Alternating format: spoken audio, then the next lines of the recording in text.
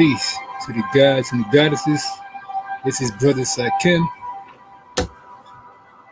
and I am here on another Key Life Productions. Let me see something real quick.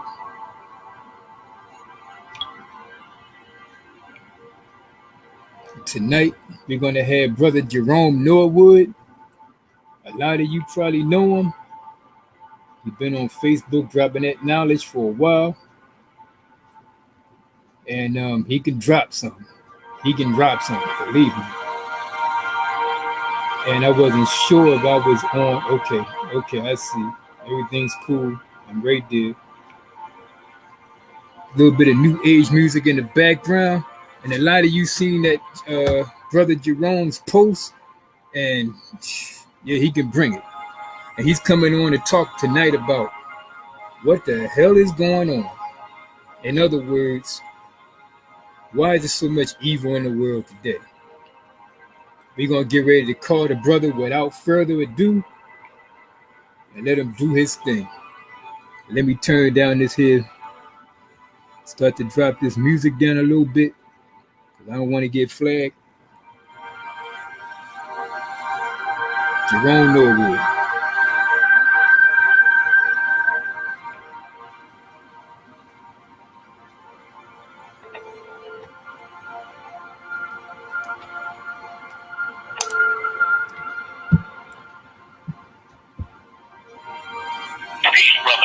Peace.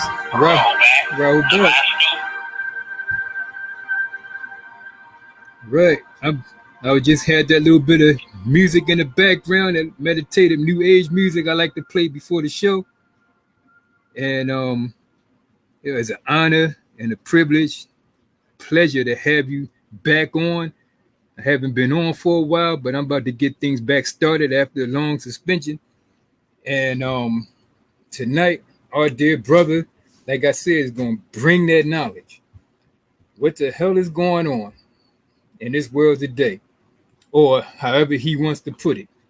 So without further ado, Brother Jerome Norwood, the floor is yours, however you want to do it. Okay, peace to everyone. I'm going to get right to the point. I know everybody is wondering, the world seems so crazy and why is all of this going on? They putting their necks and killing our brothers right in front of the camera. I've never seen in my 57 years the whole world have a reaction to the death and murder of one black man. May he rest in peace, Mr. George Floyd. But why at this particular time, this particular reaction? The coronavirus, people walking around with masks. I remember when Michael Jackson, may he rest in peace, walked around with a mask a number of years ago. Everybody laughed at him like he must have been crazy. Mm-hmm. Now, people are looking at you like you're crazy if you don't have on a mask. That's right. So maybe Mike knew something we didn't know. Mm. Right. Okay, with that, I want to begin with this here. Excuse me. I want to begin all prayers and thinking by using El Kolum the All.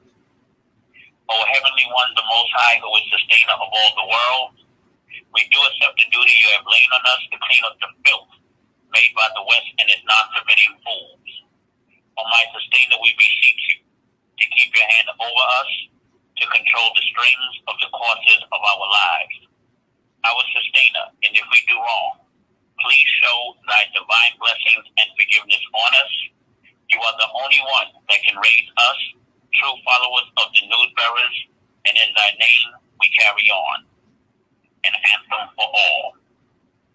Now I'm going to use different sources of reference for the point I'm going to make tonight. I have a lot of information, and we don't have a lot of time. I think we have, 2 hours? Yeah, you got the floor, whatever, Trust me when I tell you 2 hours will not be long enough. All right. All the information I have. Okay. I would like We people that we are probably listening. we probably could split it up. You know, some here and some next week. You know, whatever you want to do. Oh yeah, that's all good because I'm sure there's going to be a lot of questions after all this information is put out there. Hopefully, people will take a pen and paper and write down, different things that's going to be discussed and said, and we can do another question and answer session on this particular class here. I'm going to start like this.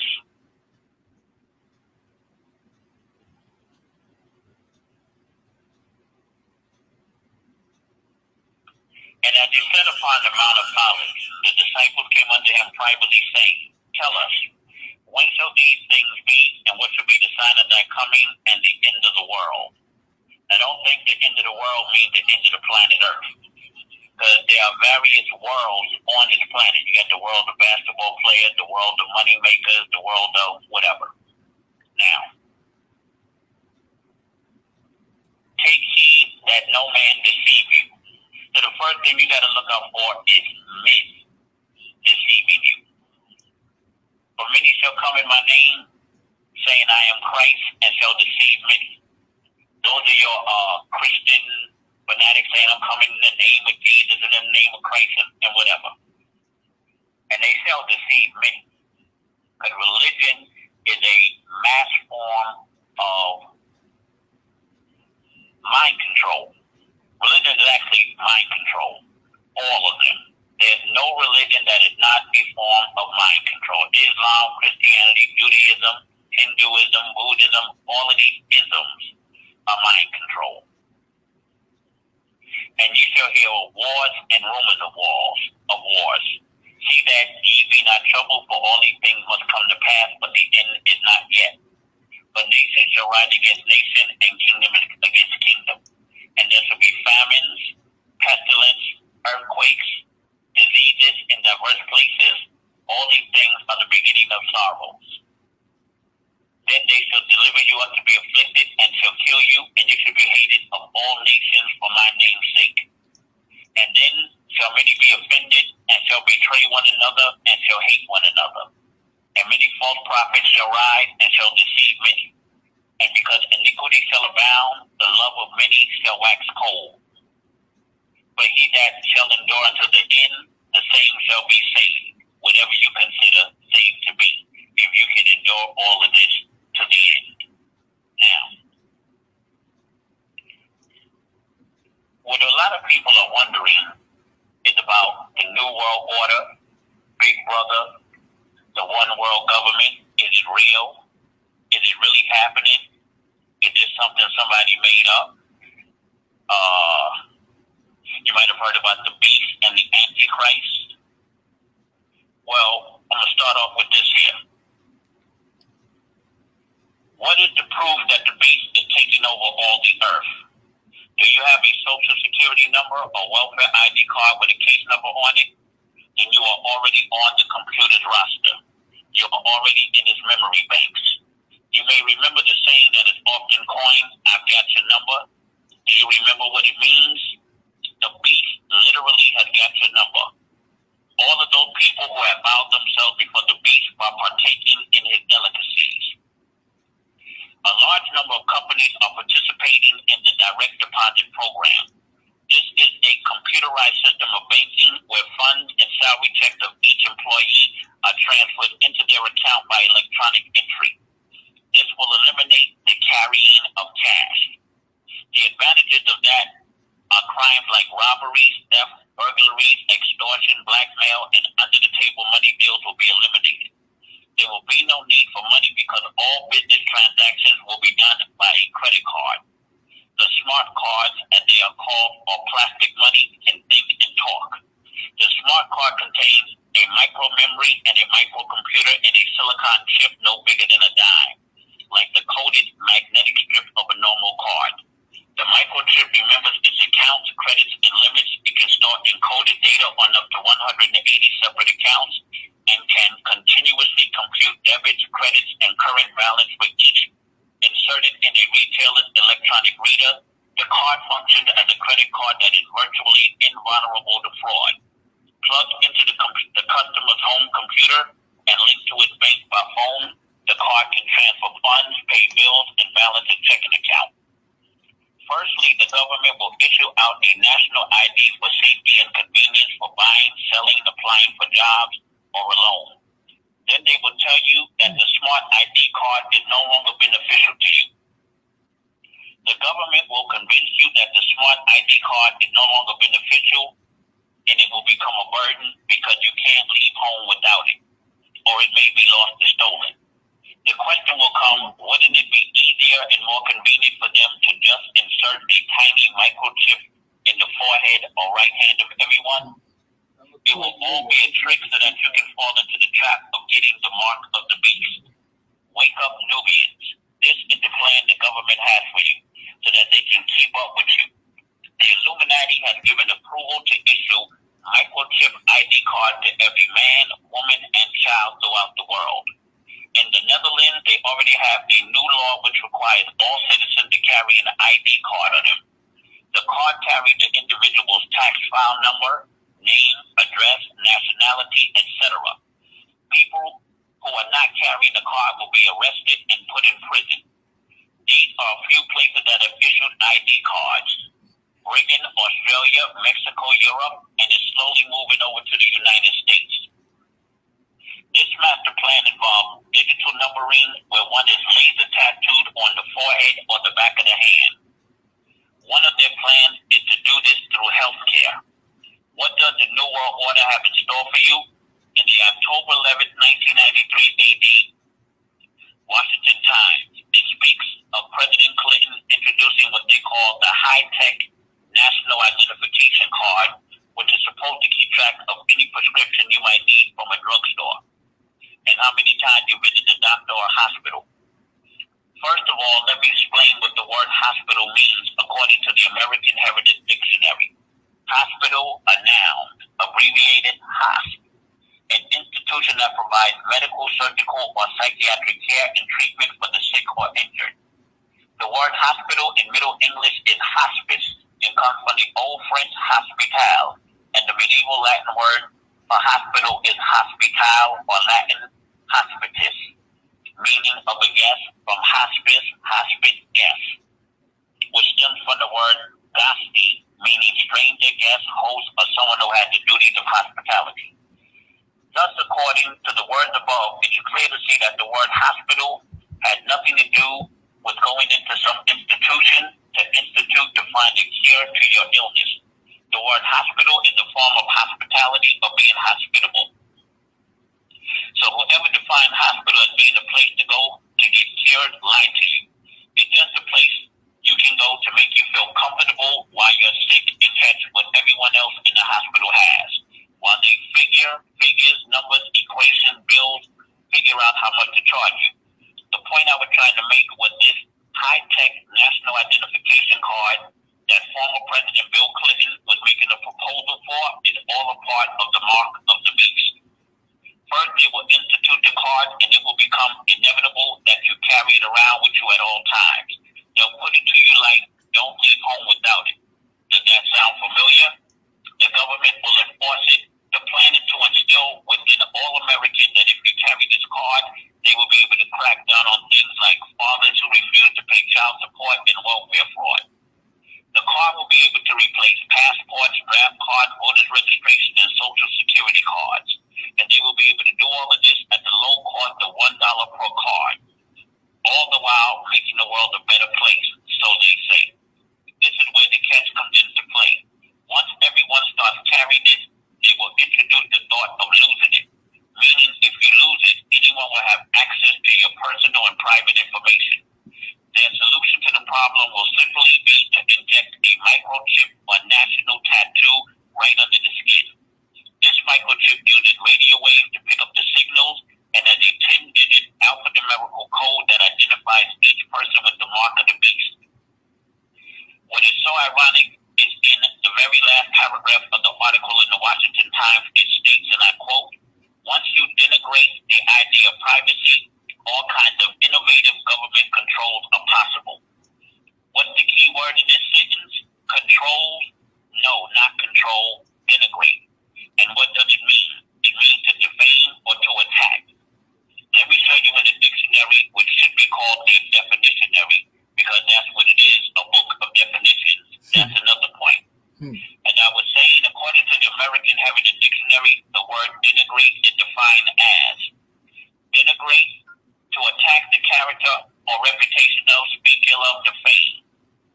Look at the part that's underlined in its definition. It defines it in Latin as to blacken or defame. To de, meaning away from, and nigger, meaning black. What they are planning to do in their very own words is, once you take everything away from the niggers or the idea of privacy, all kinds of innovative government controls are possible.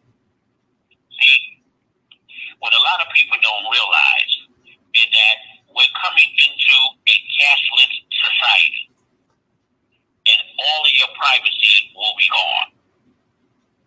I'm sure some of y'all have went into places, but I was in recently Dunkin' Donuts, which I shouldn't be in them places, but I went there to get a cup of coffee, which I shouldn't be drinking, neither should you. And they wouldn't take my money. They said, we don't take money. I said, well, then what am I supposed to do? They said, well, you have to have a credit or a debit card. Now, here's the catch. If you go to the book of Revelation, and I have to go there, it got nothing to do with being religious, Christian, and none of that stuff. It's a reference source. If you go to the book of Revelation, chapter 13, verse 16, 17, and 18, and notice the number 18, the last one is 666. Mm-hmm. It tells you that no man will be able to buy or sell, save he that had the mark or the name or the number of the beast. Here is wisdom. Let him that hath understanding count the number of the beast, for it is the number of a man, and the number is 666, or 666. If you notice, when you look on a credit or debit card, doesn't matter which company it came from, they all have the Visa logo. Notice if you're going to use a credit or debit card that doesn't have a Visa logo, 99.9% of wherever you buy it from, they will not take it. Now, the thing is, Visa is actually 666. The VI is the Roman numeral for 6. The S in the Greek alphabet is the letter sigma. It's the 6th letter of the Greek alphabet. And the A in Old English had a numerical value of the number 6. Because all alphabets have a number code, a number system that goes with the alphabet. You notice alphabet is alpha, beta, Greek numbers again. Yeah. Greek and Roman numbers. Now, did anyone here see the movie 2001: A Space Odyssey? This is a movie that came out in about the 1970s or so. You should check this out. In this movie, 2001: A Space Odyssey, they had a computer named Hal. They were on a ship called the Discovery. If you notice, a few years ago, they had sent up a shuttle called the Discovery. I think that was the one that blew up. After it got about 100 feet in the air, it blew up into pieces. Was it the Challenger or the Discovery? It was the Discovery? I think it was the Discovery. Okay, I thought it was the Challenger, but I could be wrong. Okay. Okay, now, but the thing is, in the movie, the HAL computer takes over the ship, and the mission commander kept saying, HAL, why are you doing this to us? HAL. Now, if you take in the English alphabet, what's the next letter that comes after H? Oh, I. What's the next letter that comes after A? B. And what's the next letter that comes after L? M. So you have IBM, the International Business Machine Corporation. They have a computer called the IBM 3666. It's called the Monster Computer. It was formerly located in the European Common Market Building in Brussels, Belgium. This computer is linked into every computer in the world, from your cell phone on down. Because your cell phone is a computer. Yes. And a tracking device, too. Mm-hmm. And you won't be able to buy or sell unless you have the mark, name, or number of the beast. Social security cards, welfare ID cards, all of these have these numbers that are linked into these computers. And the computer is the IBM 3666. This is why anytime you go to buy anything in the store, they have to scan it. Notice if it does not have have that barcode, they won't sell it. Mm-hmm. Most legitimate stores, they will not sell it if it doesn't have the barcode. Yeah. And the thing with the barcode, when the computer, when they scan the barcode in the computer, the first line to the left, it reads the number 6 in the computer. The middle 2 lines in the middle read the 6, and the line all the way to the right reads 6. Uh-huh. So everything you buy is 666.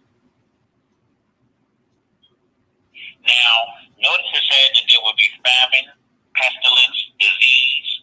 You have the COVID-19, AIDS, and a lot of these are actually made in laboratories and released on the public.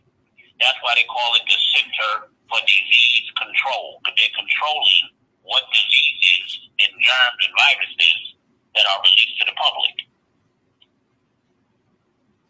This is not a coincidence, because there is no such thing as a coincidence. So a lot of the things that you see that are happening, it's being done deliberately. They know exactly what they're doing. They want this chaos and drama that's going on. They want it because they can take control and make you sick. Because when you're stressed out, it'll make you sick. When you're not breathing in enough fresh oxygen, if people knew how the body works and why you need fresh oxygen, a fresh supply of oxygen, they would see why do they insist you wear these masks over your face, covering your nose and your mouth, so that when you're breathing, when you inhale, you take in fresh oxygen. When you exhale, you let out carbon dioxide. Yeah. You are not supposed to breathe back in carbon dioxide. Mm-hmm. Now, a lot of people will say, well, that's not a big deal. It ain't enough to kill you and this, that, and the other. But when you die, you actually die because you took your last breath. It's not the disease you got to kill you. It may seem to you taking your last breath. But you actually die because you're not getting fresh oxygen anymore. And if your flow of oxygen, the supply of oxygen, fresh oxygen is cut off, you will die. That's why they say, oh, they took their last breath and died. Or transformed, because we don't die, we transform. Yeah.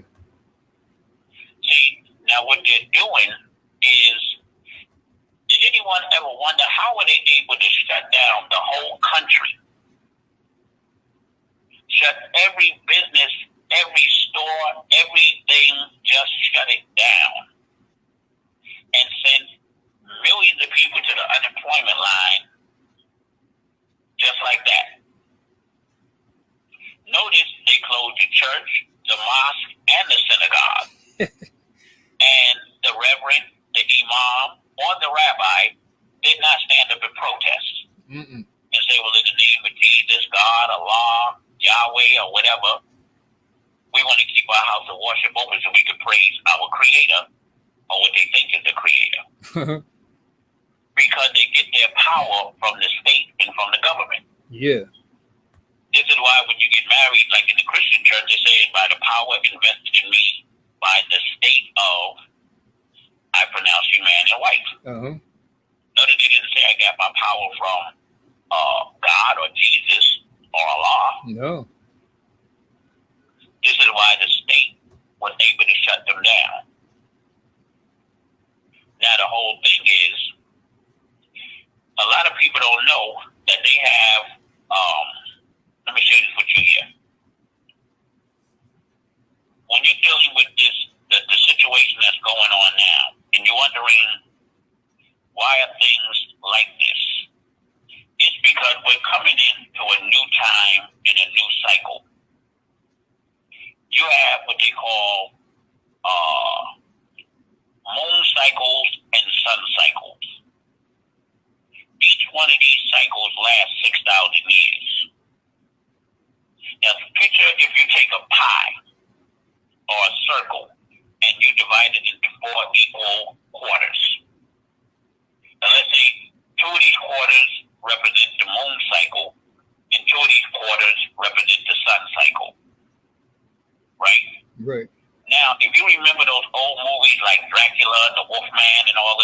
back in the 30s and 40s. Mm-hmm. Notice when Dracula, which means son of the Draco, which is a species of reptilians, when Dracula came out, it was during what time? The day. The nighttime. Nighttime, yeah. Well, I'm thinking about the day, yeah. The night. When the moon, when the what was shining, the moon, that represented the moon cycle. Okay. So when they came out during the moon cycle, what was he looking for? Blood. Fresh blood. Mm-hmm. Because he was a hemophiliac. So he needed blood continuously. And of course, the richest blood of all is from the Nubians, from Nubian people.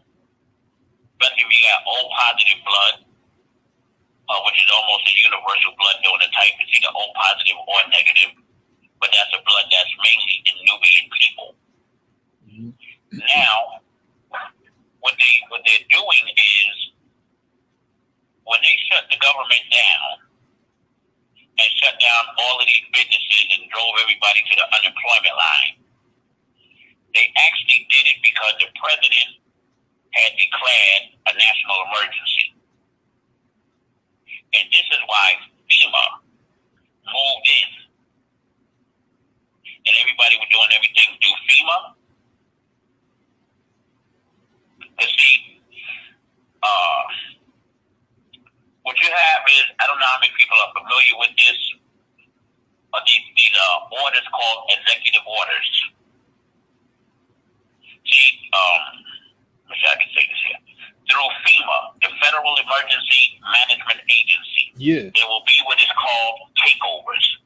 These takeovers include anything from the takeover of electric power to the takeover of your children. They have what is called Executive Order 11021. And it gives all the details of the responsibilities of FEMA. It gives FEMA the authority to execute the orders of the Executive Order 11051. FEMA covers every type of domestic crisis, but it doesn't involve war or nuclear attacks. All FEMA needs to be able to implement any one of the executive orders of the President of the United States for the President of the United States to say that there is some type of national emergency, regardless of what it is. If the president said that it is a national emergency, then they take action. Here is a list of them. Executive Order 10995 provides for the takeover of the communication media. Executive Order 10997 provides for the takeover of all electric, power, petroleum, gas, fuels, and minerals. Executive Order 10988 provides for the takeover of food sources and farms. Executive Order 10999 provides for the takeover of all modes of transportation, control of highways, seaports, etc. Executive Order 11000 provides for mobilization of all civilians into work brigade under the government supervision. Executive Order 11001 provides for government to take over of all health, education, and welfare functions. Executive Order 11002 designates the Postmaster General to operate a national registration of all persons. Executive Order 11003 provides for the government to take over airports and aircrafts. I must interject that after the World Trade Center bombing of the Twin Towers, one was called Abaddon and the other Apollyon. Both of these words mean destroyer. You still there? Yes. As spoken of in Revelation chapter 9, verse 11. And they had a king over them, which is the angel of the bottomless pit, whose name in the Hebrew tongue is Abaddon, but in the Greek tongue has his name Apollyon, on September 11, 2001 AD. The government controls all forms of transportation, and now even to this day, the government is controlling all transportation in the air, and they have even taken over the airports. Executive Order 11004 provides for the Housing and Finance Authority to relocate communities, designate areas to be abandoned, and establish new locations for populations. Executive Order 11005 provides for the government to take over railroads, inland waterways, and public storage facilities. These orders were combined under Executive by ex-President Richard Nixon in October of 1969 AD. This executive order states, whereas our national security is dependent upon our ability to assure continuity of government at every level in any national emergency type situation that might conceivably confront the nation. This order came after the original order that was given by the ex-President John F. Kennedy, signed on October the 2nd, 1962 AD. This order was Executive Order 11051, and it stated, whereas national preparedness must be achieved and may be required to deal with increases in international tension with limited war or with general war, including attack upon the United States. President Nixon changed some of the words around. He took out reference to war and general war from the order and replaced it with during any emergency that might conceivably confront the nation, meaning that FEMA had to respond to any situation, even if it's fake. Once the president said that there is a national emergency, then the head of FEMA gave the instructions for FEMA to attack and take over. The executive orders were signed by ex-President Jimmy Carter on July the 20th, 1979 AD. FEMA had the power to direct any and all other federal agencies to fall under FEMA. This had nothing to do with anything else other than the Illuminati taking over the world and joining in with the New World Order. Now, what they refer to this as is the shadow government. They call it COG, or COG, continuity of government, which has been in the planning for centuries. COG is the same name that was being used by Nixon, notice it's Nick's son, as the son of the devil, whose name denotes who he is. Just take a look at his name, Nick, which is the term applied to the devil, and son being the son of Satan, Shaitan, Shakar. Nixon is Lucifer, just one of many. Hopefully we'll still be on after this. Go right on ahead, man. I'm used to it. I got other, well, I ain't gonna say nothing, but just keep rolling. Plans that have been organized so that when the earth does destruct, the elite of your society will have a place to relocate. Alternative 2, because see, they have what they call alternative 1, 2, and 3. Alternative 1 was to get out of here. Just leave the planet. They're leaving the planet. Why do you think they had these space shuttles? To shuttle a person to go from one place to the other. Yeah. I remember a couple of months ago, what's his name, Donald Trump, he had made a statement that we need to send some more troops into outer space. He just said it once, real quick, urged on 10-10 wins. Now, whenever the military sends troops anywhere, it's because they have declared war wherever they're sending those troops at. Yeah, just like when people were protesting about George Floyd's murder. Yeah. And they sent in the United States military troops, be it Army, Navy, Air Force, Marines, or the Reserve. It's all part of the military. When they sent in those troops against the people who were protesting against the unjust murder of George Floyd and every other Nubian black man and woman and child that they have murdered, they're declaring war against you. Right. Let that be clear. When they send the United States military and you're protesting against them killing our people unjustly, they're declaring war against you, speaking up against them or about them just indiscriminately killing us. Yep.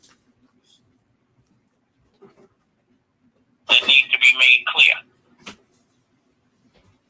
So now, hold on for a minute. See, one of the things I think that's going on with our people is we really don't understand the beings that we're dealing with. Because some of them think that there's some nice ones. Same thing they say about us. I can guarantee you that if things could go back to 1543 or 1654 when slavery was in its fullest of effect, they would do it in a heartbeat. Yeah. But what they've done is take the chains off your body and put them on your mind. Mm-hmm. That's right. Now, does anybody that's listening have any questions so far, anything or a comment or whatever? Let me turn this here phone on because for some reason the comments ain't coming up here, but I can see them if they come up. All right. So far, no, they're just listening, taking in the knowledge. But Okay, that's cool. but I wanted to ask something real quick. To a lot of the Christians that might pass by this like later on or whatever, they have the notion that the reason why everything's coming, everything's happening like this, the mark of the beast and everything, is because Jesus is getting ready to crack the sky and come back.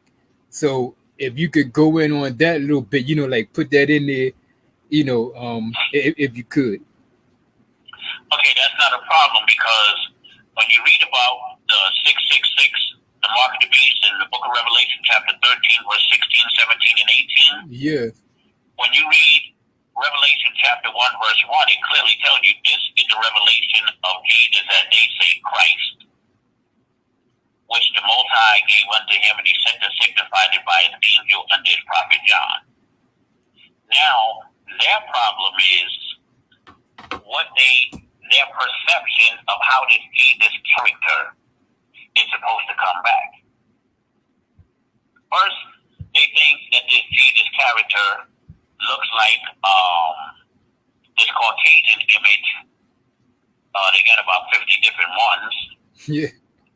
But when you read the book of Revelation, chapter 1, verse 14 and 15, it says, and he had hair like lamb's wool, which is thick, rolled up and curly, that was as white as snow, which meant he had to be an old man. Mm-hmm. Because your hair only gets white as snow when you're very old. Yeah. Which eliminates he could have died on the cross at the age of 33 in some kind of crucifixion. And the word fiction means it's not real. Right. So the crucifixion is not real. As a matter of fact, it's the greatest story ever told. Yeah. That's what they say. And they say he had skin that was the color of grass, which is a golden brown color, that looked like he was burned in a furnace. Uh-huh. Now, if you burn anything, it's coming out black. Yeah. So they're describing a black man with a big afro, as they call it, a natural. They're not looking for that image. See, they're looking for some image to come out of the sky and save everybody. But I can guarantee you, if something was coming out the sky, they would shoot it out the air. Yeah. NASA and all of them would shoot that out of the air. Yeah, they right on So that. that's another misinformation. That's more misinformation. Mm-hmm. No Jesus is coming out of the sky. And the name wasn't even Jesus. When you read it in Hebrew, it was Yahshua. In Arabic, it was Isa. In Egypt, that was Horus. Uh-huh. In Samaria, it was Tammuz. So, the thing about Jesus is coming back, if you go to the book of Matthew, chapter 15, verse 24, this Jesus character that waiting to come back say, I was only sent, what? Unto the lost sheep of the house of Israel only. So all these people that think Jesus is coming back to save them and all of that, you've been deceived. Mm-hmm. Didn't it say, many shall come in my name, saying I am Christ, and shall deceive many. Yes. But the first people to watch are the people saying they're coming in the name of Jesus. Right. Because according to the very book that they get their information out of, that character said, watch out for those who come in my name. Exactly. Saying, I am Christ, but they shall deceive many people. As a matter of fact, if we take the word Christian and turn it backwards, it's Antichrist.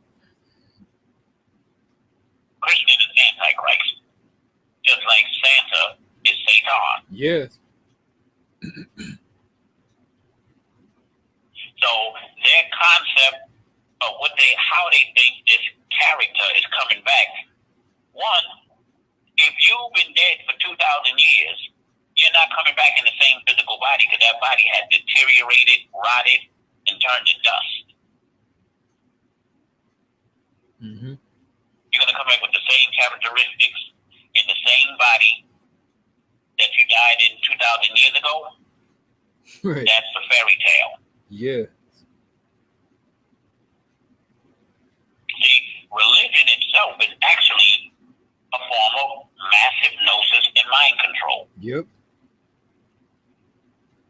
And it's a money-making scheme. Christmas, Easter, New Year's, the Easter Bunny, Easter Rabbit, eggs, cookouts, all this stuff is all involved around making money. Yep. But we want to get back to what's going on now and why things are happening the way they are. Yes. We don't want to get too far away from that. Yeah, right. Because this system is set up where all of your privacy is being taken away. Soon you will have no privacy. Now, I'm 57, and I'm sure there's people listening that's in my age range. And remember a time when there weren't cameras all over the place. When you didn't even have cell phones. Mm-hmm. You had to go to a payphone or have a phone in your house. Period. In the story. The people today, the kids that are growing up today, are growing up, coming in the world where cameras are everywhere. Facebook, Twitter, social media. They're coming up in a society where privacy is no such thing. This is why they get on social media and put all their business to the public, all their private business, their sex life, their love life, and everything else about their life in the public because they're not used to having privacy. Mm-hmm. If people think back when they first started putting cameras all over the place, people were very upset because they knew their privacy was being taken away.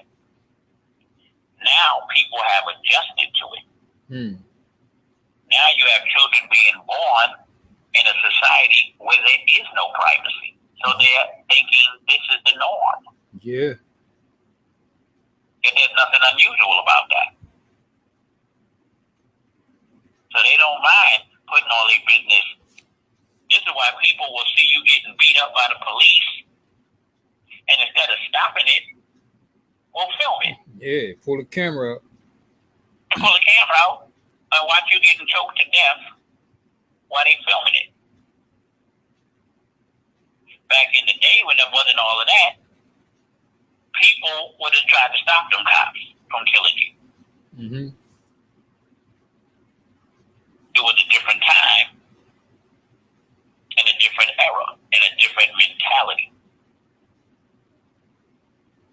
Now, look at this here. Now, when you were talking about the Christian people, let me say this for those that are caught up in religion and faith and belief. Let me drop a little science on that. Belief is ignorance. Belief is to ignore the facts intentionally or ignorantly. If one has to believe, it means he or she does not know. And if one does not know, that is ignorance. Hence, belief is ignorance, and religious belief without the facts is ignorance. So demand that anyone attempting to impose upon you their religious beliefs to produce the facts. The most deceptive word in religion is the word believe or belief, because a person can believe anything. And this means that a person can believe and be 100% wrong. But knowledge is knowing, and knowledge is correct information. To know gives one confidence, but belief infers doubt. Knowledge can be checked out by one or more of the three tests: experience, evidence, and reason. Knowledge is always logical, and it reasons out. The first step to Nuwaubu is right knowledge, which will pass any one of the three tests that is practical for knowledge given.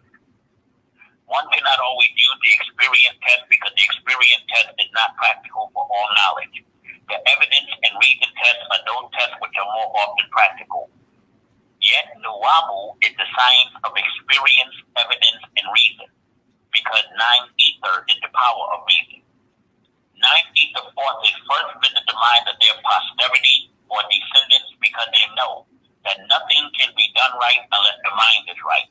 And the mind cannot be right unless it has accepted right knowledge. Right. Six ether and ghost, I'll explain what that is, causes Negroes to commit suicide. Because that is just what people are doing when they run up against the adverse forces with sticks and stones while their enemies has tanks with machine guns blazing. Let me repeat that, because that's real important. When we go out there to protest against what they're doing to us, we have every right. If it gets violent and we have a chance to win, then there's nothing wrong with violence if we're being treated violently. Yeah. But don't let nobody talk you into going out there and they got tanks in the street, machine guns, all kind of heavy armaments, and all you got is a sign and a couple of sticks and some rocks. Mm-hmm. That you will be committing suicide. You got to remember, I was in the military. Every person who puts that uniform on had been trained to kill without thinking about why they even doing it. They teach you shoot to kill and drive on. They don't teach you think about what you're doing, why you're doing it, is it right, is it morally correct, whatever. You're a soldier, your job is to kill for the United States government. Yeah. And you know who the commander-in-chief of the military is? The president. He's the commander-in-chief. He's the head person in the military, is the president of the United States. That's just a fact.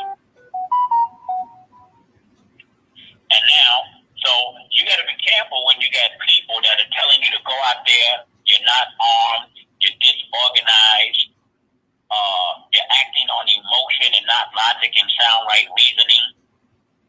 Because a lot of people don't know this. Check this out. Around your body, the physical shell, you have something called the aura, an electromagnetic field that surrounds the body. You can actually photograph it with a type of photography called Chilean photography. Yeah. And that electromagnetic field has different colors. Red, orange, yellow, green, blue, indigo, violet. Now, when your aura, or that electromagnetic field, when you're angry, when you're upset, red is the color that emanates or dominates that red negative vibration. And when you have beings that are in various forms, all beings are not in physical form. And these beings can read your brainwave patterns and assimilate themselves into you and plant negative thoughts. Like when you're sitting there, you're thinking about doing something disagreeable, or you're upset and angry, and you're thinking about, I'm going to go hurt somebody, and you're like, no, let me calm down. I don't want to do that. Well, these thoughts that's coming in my mind about doing this and that, that's not the right thing to do, yada, yada, yada. So when you're in that state, these beings are magnetically drawn to you. This is why, remember when you used to watch cartoons when you was a child? And notice whenever they showed one of the characters in the cartoon getting angry, they would turn red. Yeah. They knew what they were doing when they drew that angry character red. Yep. Because that color depicts anger, sin, and bloodshed. Is that? So you have to be careful with who's leading you into what. Now,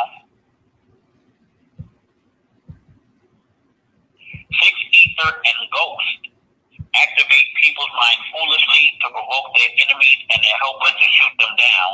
So six ether and ghost will have innocent blood to subsist off of. so that those two spirit forces, sixth ether and ghost, will get stronger in the atmosphere, maintain enemies, economic strength, and religion, and prolong their domination. See, when you say sixth ether and ghost, let me explain what that is.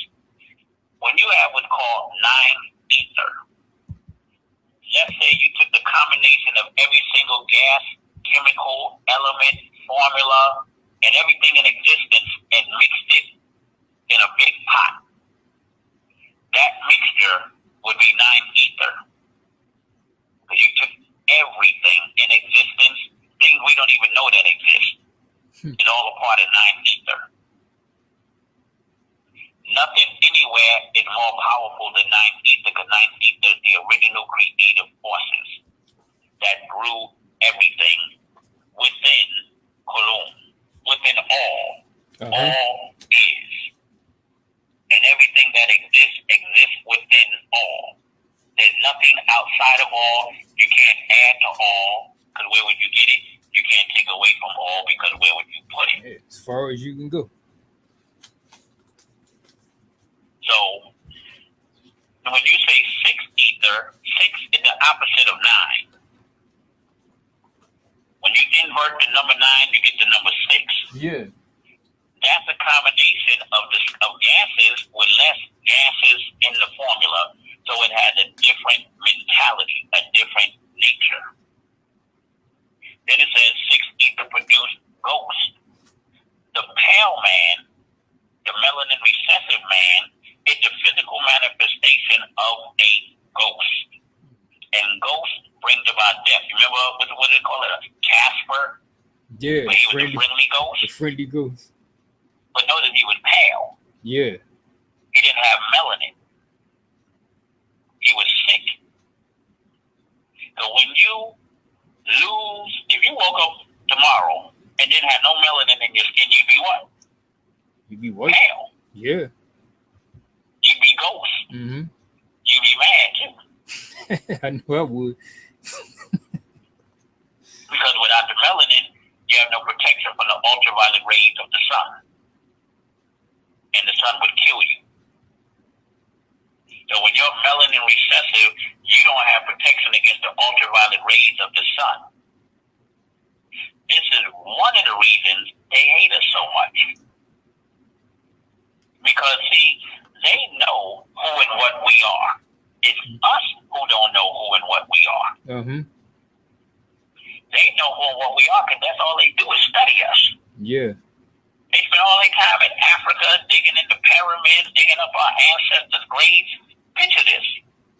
If we went to a Caucasian cemetery, right, and said, we're archaeologists and anthropologists and all of these other ologists, and we're going to dig up all your graves and desecrate your dead. You think they let us do it? Nope. Throw you in jail or something. You go in jail for that. Yeah. But why do we let them do that to us? Yeah. And desecrate our dead and our ancestors? Because they say that they're anthropologists and archaeologists. Yeah. They've already dug up enough of us. They've already killed enough of us too. Yeah. They love to kill us. They're killers by nature. This is not racism. This is not hatred. It's just a fact. It's just a fact. See, the solution to the racial, economic, moral, spiritual, and social problems of people is the elimination by facts of the negative. See, listen to this here. The slave mentality and European influenced religions, be it Christianity, Judaism, or Islam, or whatever denomination or sect, should all be eliminated. And this elimination will lead to right thinking. And right thinking will lead to right action for liberty and equality with the help of the forces of nature. There's nothing wrong with violence for liberty and equality if you have a chance to win. But there is no chance without nine ether spirit forces to counteract the adverse forces and show you the way to liberty and equality. Now, remember I was just talking about nine ether? Yeah. Those are our spirit forces. See what they do? They get you to become a Christian and a Muslim, and you're looking at pale images. Yeah. Of pale people. I can't call them white because they're pale. They're melanin recessive. And we get to bowing down and crying and falling all on the church floor and the mosque floor to these pale images. That is a form of white supremacy. You are worshiping and bowing down to other than yourself. Mm-hmm. And think nothing's wrong with it. But you're giving your power, your spiritual power, to them. You're right. Exactly. And then we wonder why we're at the bottom of the barrel. Yep. When they turn Christian, they're praying to their spiritual forces. You know that you go all over the world, all over this planet, Tiamat, Earth, Mm-hmm. and every nationality of people worships their deities looking like them. We're the only ones who don't worship our ancestors and deities looking like us, but looking the total opposite of us. That's right. And we wonder why we don't have any power. You wonder why they have no problem drawing Jesus, God, Moses, and all of them and making movies and pictures looking like them. They say the Egyptians are pale. Yeah. But Egypt is in Africa. Now, we don't want to get into the etymology of the word Egypt right now. Uh-huh. But Egypt is in Africa. So the original Egyptians, who are really Cameroonians, Cometians from Kemet, will be Africans. Even though Africa is not the original name of the place was Nuba. That's where they get the word Nubian and Nubans from. And Nu means gold, or color inclining to gold or black. Mm-hmm. See, so our problem is loving, worshiping, and caring about everyone else but self and kind. We've been trained, programmed to love other than self and kind. This is why when you go in our neighborhoods, we don't have no businesses in our neighborhood. And we don't want to work with each other. Yeah. You got the pale Arab, you got the so-called Jew, which Revelation chapter 2, verse 9 and chapter 3, verse 9 says, I know the blasphemy of those who say that they are Jews and are not. They're the synagogues of Satan. I'm only quoting the Bible. The book of God. The book of God says the Jew is the devil. I didn't say that. Jesus did. He said, you are of your father the devil, and the lust of your father you will do. He was a murderer from the beginning, and he didn't abide in the truth. Jesus said the Jew is the devil. I didn't say that. My name is Muhammad. Even though Muhammad said he was the devil too. But I'm only quoting these holy books because these are the books they give me to quote. Yeah. They just don't expect you to read the books. But I can guarantee you most of the Christians that are listening to this have never read the Bible from cover to cover, even in English. Mm-hmm. So they don't know what's in there. They just heard, because I know a lot of our brothers that are listening and sisters, gods and goddesses.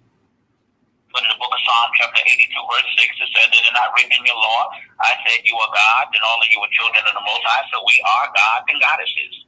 Now, we don't want to get into all of the thing about the Greek word God and Gomer, Oz, and Debar, and all of that. Right. We're gods and goddesses in the sense of what they accept God and goddess to mean. And then you go to the book of John, chapter 10, verse 34, the Jesus character said, it is not written in your law, I said you are gods, and all of you are children of the Most High, and if you call them gods, unto whom the word of God came, and the scripture cannot be broken. So even Jesus said, we're gods. But he was talking about the people who were of the tribe of Judah, but that's the only people he came for. So if you're not saying you're from the tribe of Judah, then you ain't down with these people, then you got to be living that lifestyle. So we're coming into a new cycle, the sun cycle. It's our time to rule ourselves. It's not about ruling everybody else. It's about us ruling ourselves. Mm-hmm. They don't want us to rule ourselves. They want to rule us. See, they got slick after they signed the so-called Emancipation Proclamation in 1863. I think So-called free the slaves. Yeah. They just took the word master and said, don't call me master, call me mister. Yeah. In English grammar, the A-E-I-O-U, those letters are interchangeable. That's what they told me in school, or in Hebrew shul, which means hell. But I damn sure was in hell when they were telling me my ancestors were slaves. Mm. And my history began with slavery. So they told me his story, not my story. Mm-hmm. His story is a bunch of lies about my story. That's what his story is. Yes, it is. Matter of fact, he'll tell you his story on the Tell Lie Vision, where they tell you lies visually. Exactly. And you turn to a channel, so you're being channeled, and you watch a program, so you're being programmed. Every time you watch a television program, you are being programmed. Yes. They know exactly what they're doing. It's why they call it a program, hiding in plain sight. Oh, yeah. Well, see, that's just it. Once you start to see, when they say open your eyes, Mm-hmm. they're talking about your third eye. Not that you have three eyes like another eyeball on top of your head, but your spiritual senses start to open, because once you know the truth, you can't be deceived no more. Unless you want to. Mm-hmm. You still can't be deceived. You're just going along with the program because you know the truth. When you thought there was a such character as this overweight Caucasoid that was flying in a sleigh all the way from the North Pole, he had flying reindeer, and he was coming to Marcy Projects. He was coming down the chimney, the 20-story building, to come to your apartment and drop you off some free stuff. And then one day you said, damn, I live in Marcy Projects. I got a better chance of Jay-Z dropping me off some free stuff than this fat white man. Hey, you know what, real quick? When I was little, my parents, they never really tried to emphasize Santa Claus, but they let me go along with it for a while. But, you know, one day, you know, I like when I was about 9 years old, I could go to the third floor and step out on my roof. So I used to go out there and I used to just chill on the roof because it was big and wide. And so one day I said, I'm going to go up to the very top. So I climbed up to the very top and I looked at the chimney and I thought to myself, how the hell he fit down this? I'm looking down the chimney and it's bricks and it's getting thinner. Like, I can't even fit down there as skinny as I am. Like, how is he going to? And I'm like, but here's the catch. Once you woke up to that reality, could people tell you about Santa Claus no more? Uh-huh. Do you believe that anymore? No. Once you woke up to that reality, could anyone come along and tell you that Santa Claus was real? Nope. And then, but I can tell you this, Santa, S-A-N-T-A, is Satan, S-A-T-A-N.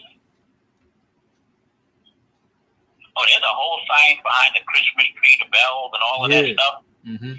But we got to get back to what's happening now. Yeah. And why these changes are taking place. Why are we starting to rise up in this society? Not as fast as we want.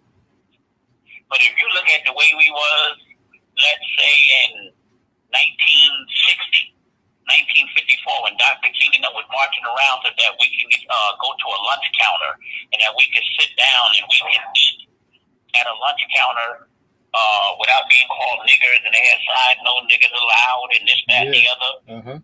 I'm only speaking historical facts. They did existed, called Jim Crow and all of that. And these kids now, they think it was always like this. They can go where they want, get on the train, ride the bus, go in any store they want, almost.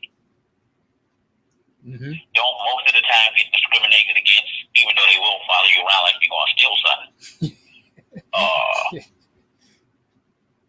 You know, so we have made progress, no doubt about it. Mm-hmm. But we haven't made enough progress because until we come together as a people, and in order for there to be physical unity, there must be mental unity. Yeah. If we're not united mentally, we will not come together physically. And this is why in religion and everything else, they got 50 denominations of Christianity, Islam, Judaism, anything to keep us divided and separated. Uh-huh. Because they know the power of us coming together will change the world. That's right. And it's time for this change because their time to rule is up. They know it. Because our cycle, the sun cycle, has come in. And it came in since 1970. With the opening of the seventh seal and the beginning of the new sun cycle.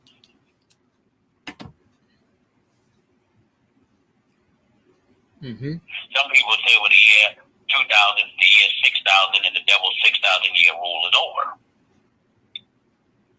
So now, with the moon cycle and the people of the moon rule, what's another word for the moon? Start with an L. Lunar. And what's the word for crazy person? Loony. A lunatic. Lunatic, yeah. And when Dracula and the Wolfman was some a Caucasoid, they had a whole lot of fur and hair all over his body. That's called hirsutism. And the Wolfman disease, he's howling at the moon, acting crazy, running around. Dracula going around fighting people, looking for blood. You go in the hospital, they're modern day vampires. First thing they do is pull out the needle, the tube, and take 5 or 6 tubes of your blood. Mm. You almost got to tell them, chill. I need some of that blood too. That is my blood. Yeah. Now they only need a drop to examine under the microscope. What are they doing with all the rest of that blood? Mm-hmm. It's going to their blood banks, their different rituals, and all kind of stuff. That's right. See now, so what's happening is they're releasing diseases on our people. They have our people in a state of paranoia, media-induced paranoia. Now, I'm not saying there aren't diseases, that there is no such thing as COVID-19 and AIDS and all of that, because it is. But they're inflating the numbers. They got people scared to stand within 10 and 6 feet of each other. That's part of the divide and conquer thing. Mm-hmm. Now people scared to talk to you. Yeah. People scared to talk to each other. That's just what they want. Yeah, it's crazy. Because then they can rule you when you're all separated and divided and full of fear and you're paranoid. You're starting to imagine things. I seen people walking around with masks and gloves and look like a mask that they wear when they do welding and all of that. Yeah. Mm-hmm. And now here's my thing about that too, is I noticed they say you got to wash your hands with all kinds of hand sanitizers. I mean, there's nothing wrong with washing your hands. You need to be clean. Cleanliness is next to godliness. You got to wash your hands. What's the other thing? Wash your hands. Wipe your hands. For some reason, they were running out of toilet tissue. I guess you got to wipe your behind too. Yeah, that was a big thing. That was like you couldn't find no toilet tissue and paper towels. I don't know what they got to do with catching COVID-19, not wiping your butt properly, but you know,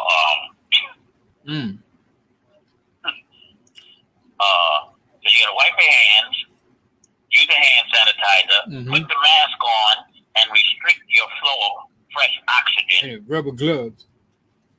The rubber gloves, right? Yeah. But why wasn't they running out of deodorant and mouthwash? all of the homeless people who do not wash their hands, their ass, their feet, they don't stand 6 feet away from each other.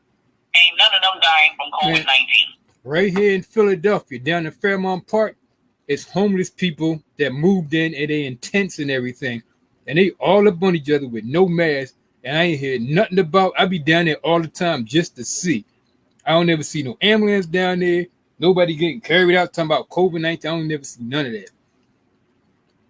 Nah, you know why? Because they're giving it to you when you go to them hospitals and get them tests and all of that. How come it seems lately nobody is dying of anything but COVID-19? Mm-hmm. They ain't dying of old age. They ain't, if you get hit by a Mack truck, oh, it somehow was COVID-19 related.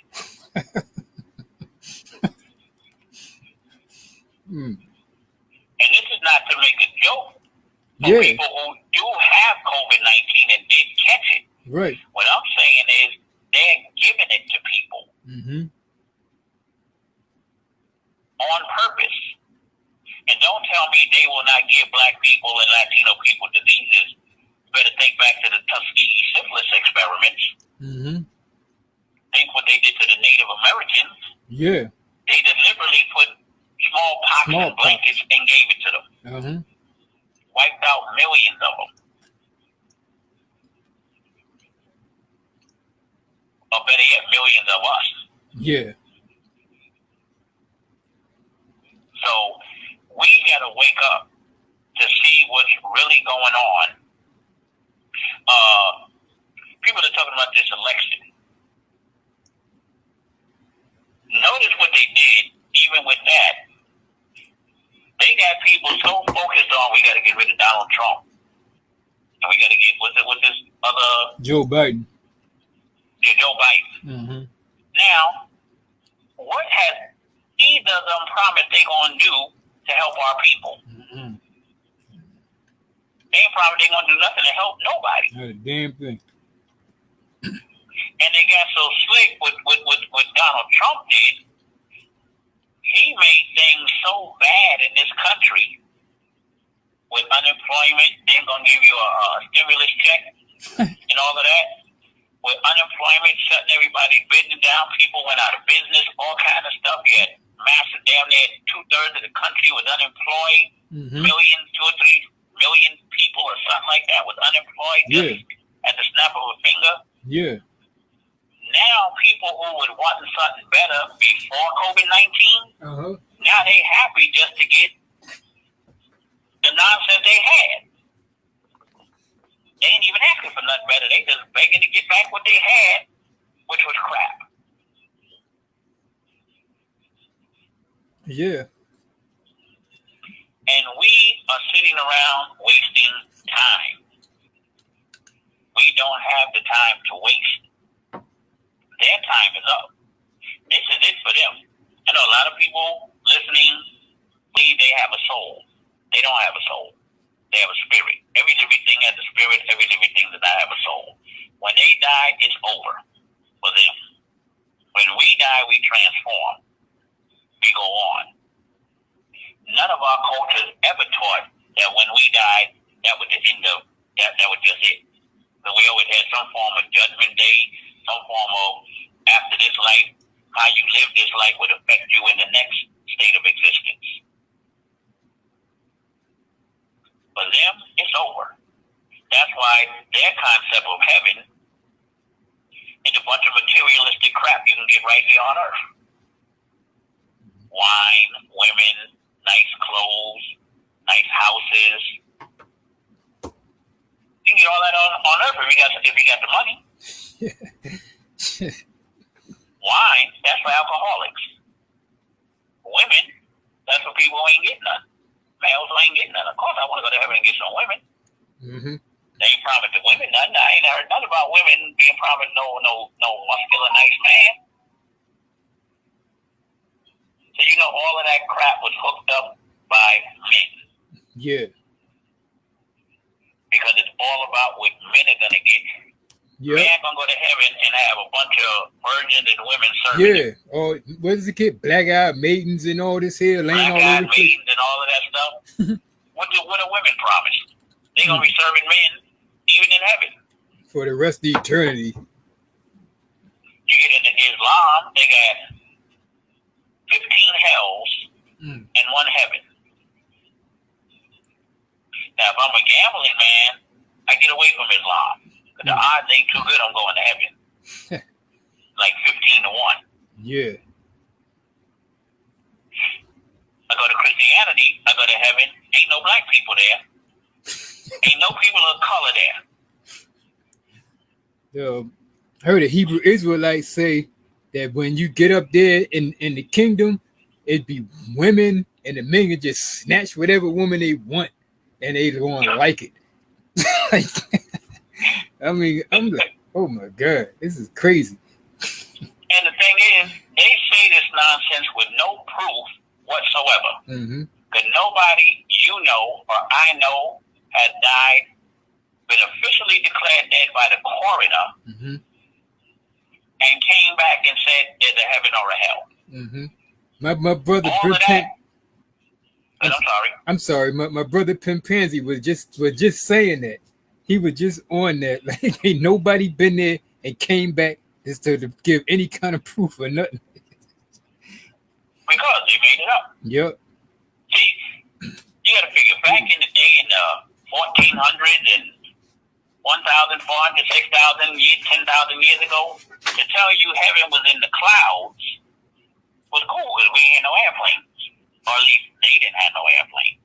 Because on the walls in ancient Kemet, they got what looked like helicopters drawn carved into the walls. They have flying crafts. They call them helicopters today and airplanes. They had that on the walls in Kemet 50,000 years ago. And it's still there. Yeah. Carved in the walls. So we had flying craft. But to those people who couldn't fly, to tell you heaven was up in the clouds, you couldn't get up there. So you couldn't say yay or nay. That it was real or not. And this is another form of how they control us is through religion. Through the fear of fire. The reason I say fear of fire, your fear of going to hell and being burned. Yeah. Now my question about that is, if hell is going to be burnt, what about our ancestors who were burnt alive in the 1930s and the 1800s where they standing there posing for pictures over a smoldering dead black man and woman and child? Smoke still comes to body white hot. And Tamahu is standing there posing, got on his best Sunday outfit. And that's where the word picnic came from.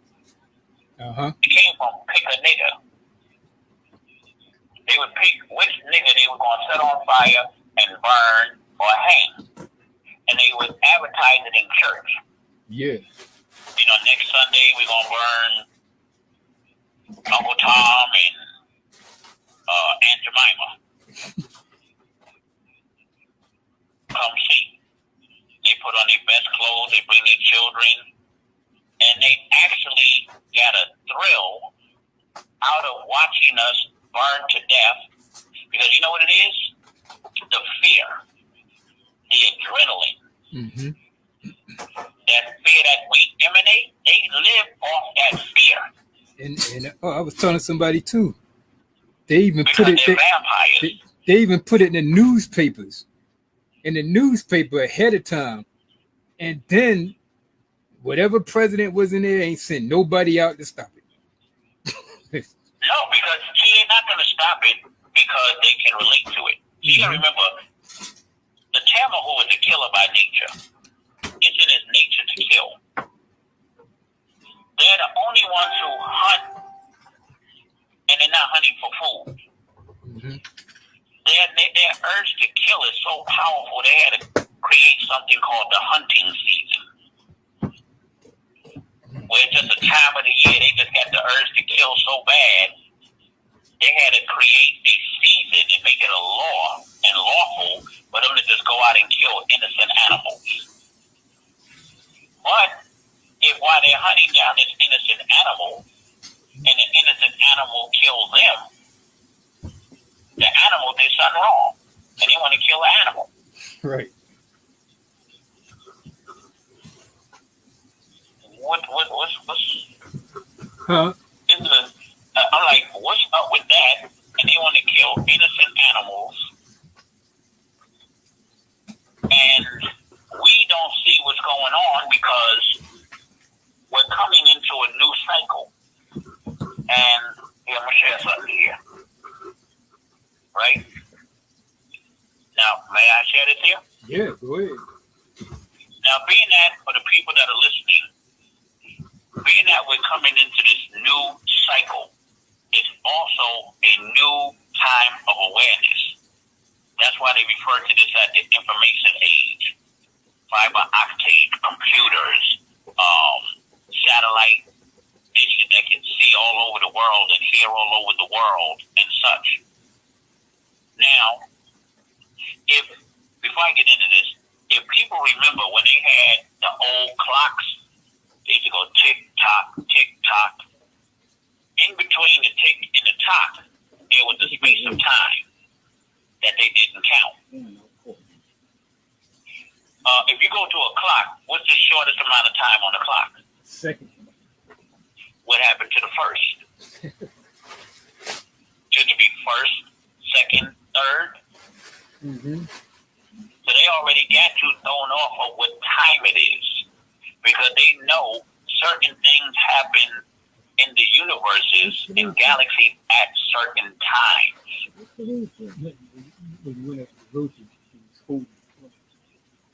Yeah. I'm sorry, I didn't hear you. No, I didn't say nothing. Go ahead.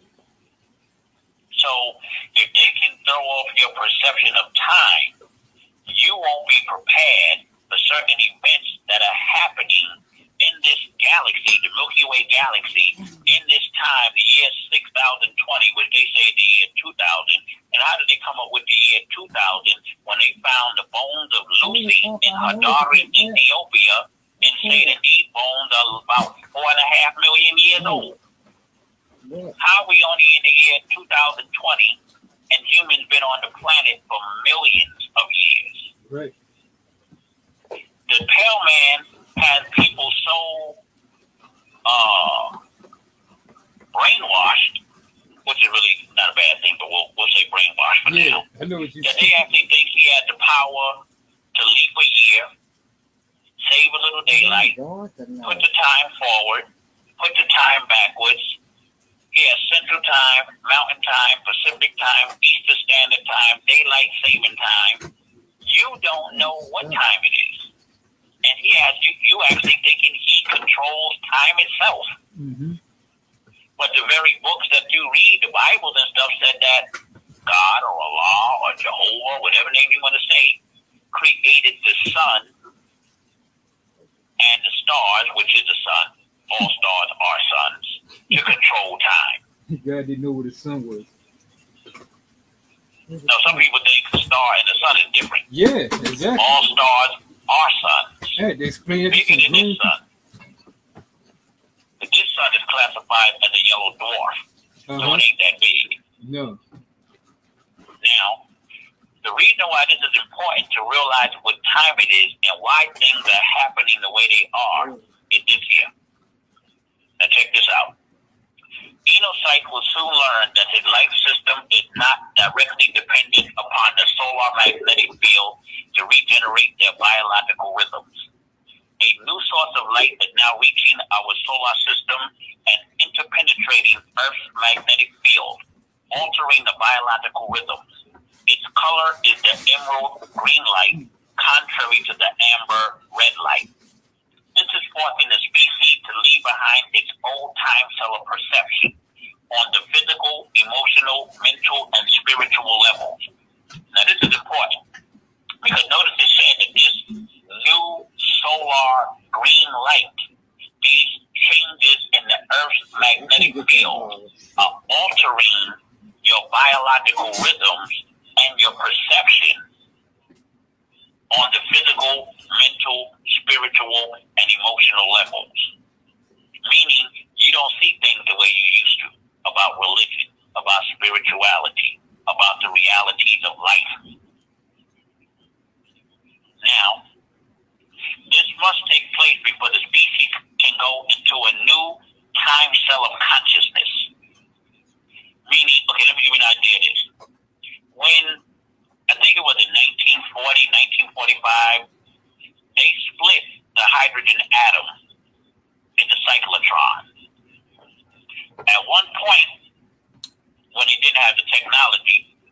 thought the hydrogen atom was the lightest form of matter there was.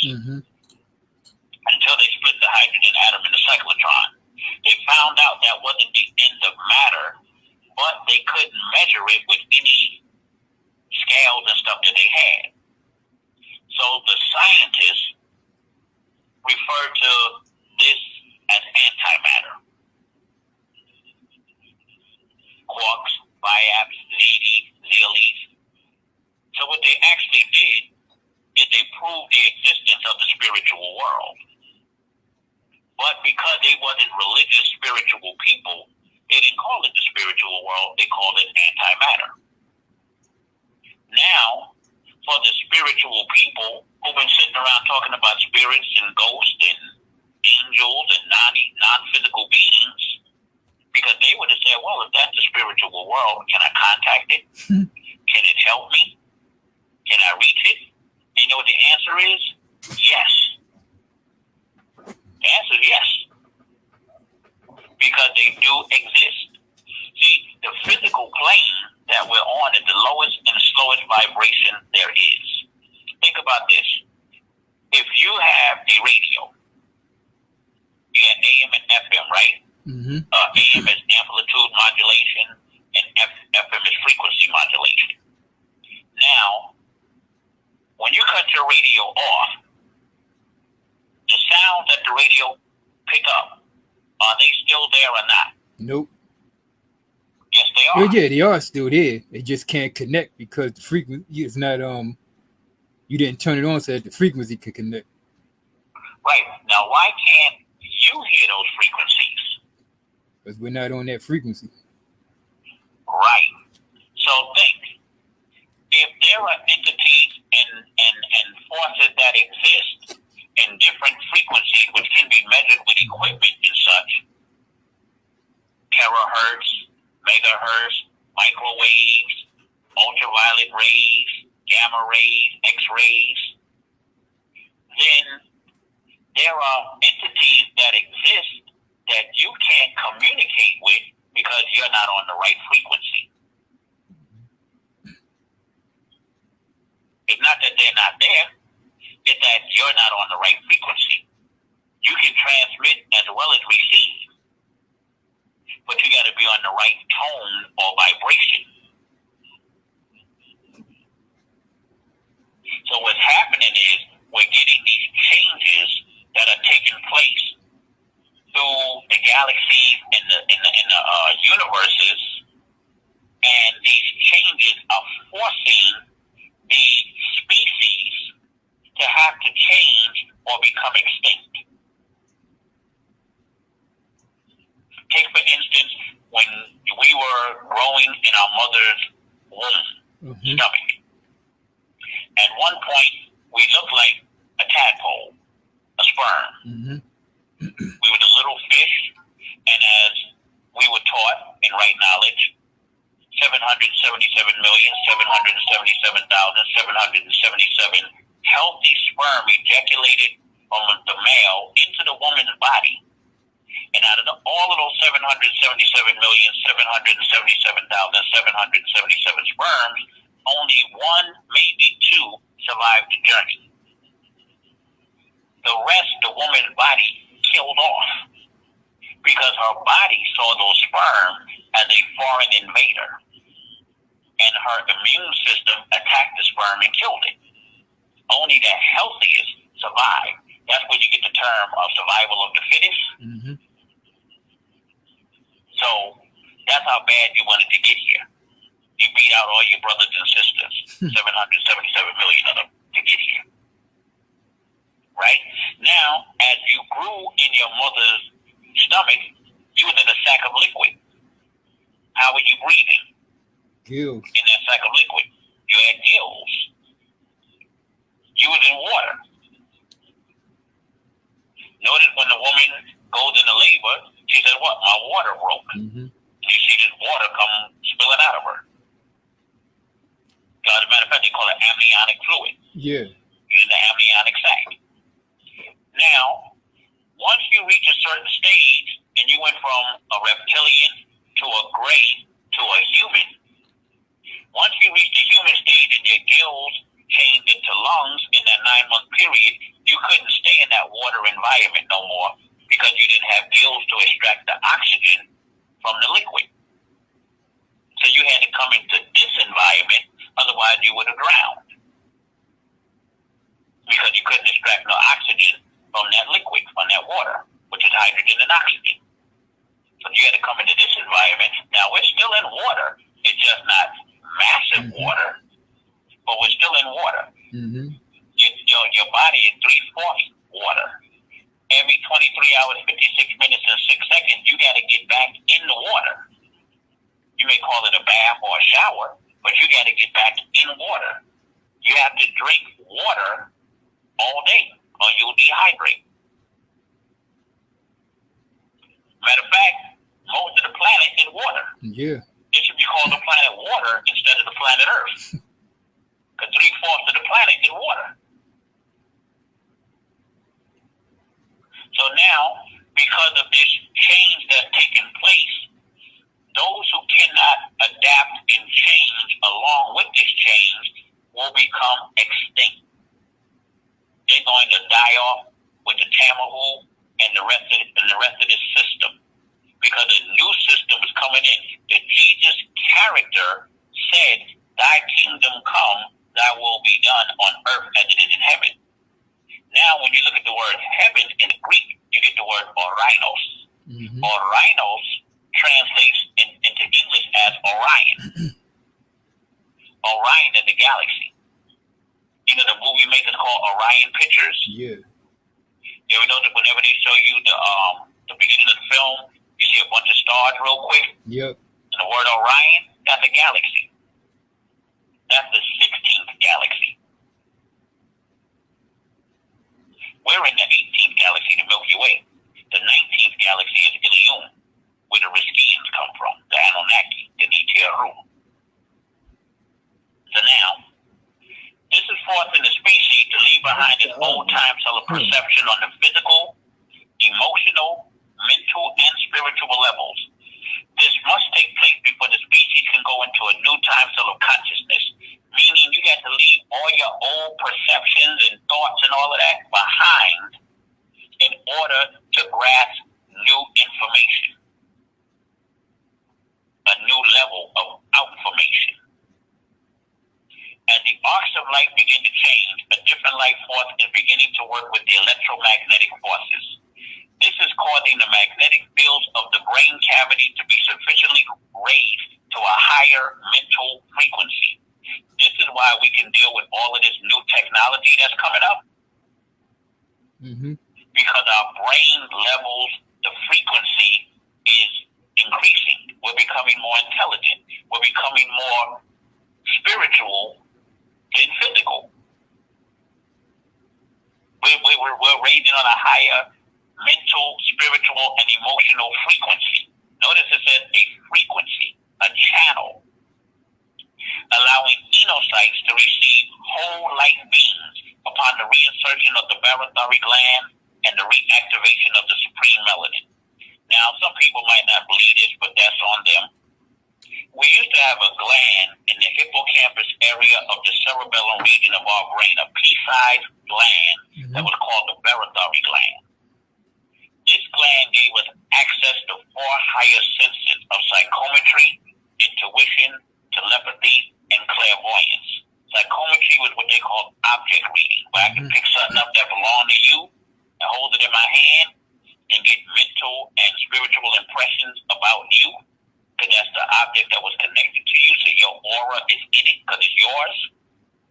Intuition was the ability to tell the truth, the ability to perceive the truth without the process of thought.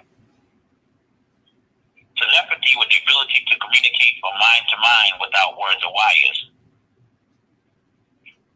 So with a psychometry, intuition, telepathy. Clairvoyance, which is clear vision, to be able to see into other galaxies, other states of existence, other worlds. We had those abilities when we had something called the barothoric gland in our brain, but it was removed surgically in our ancestors until where it didn't show up in us anymore, and